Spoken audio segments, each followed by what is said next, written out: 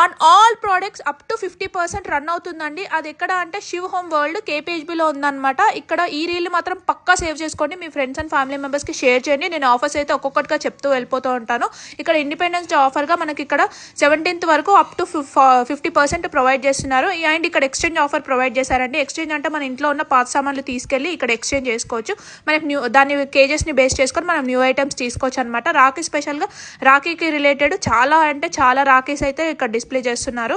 చాలా యూనిక్గా ఉన్నాయి. అండ్ ఆల్సో ఈ షాప్ వచ్చేసి 4 floors ఉంటుందన్నమాట. ఒక్కొక్క ఫ్లోర్ ఒక్కొక్క యూనిక్ పీసెస్ ఉంటాయి.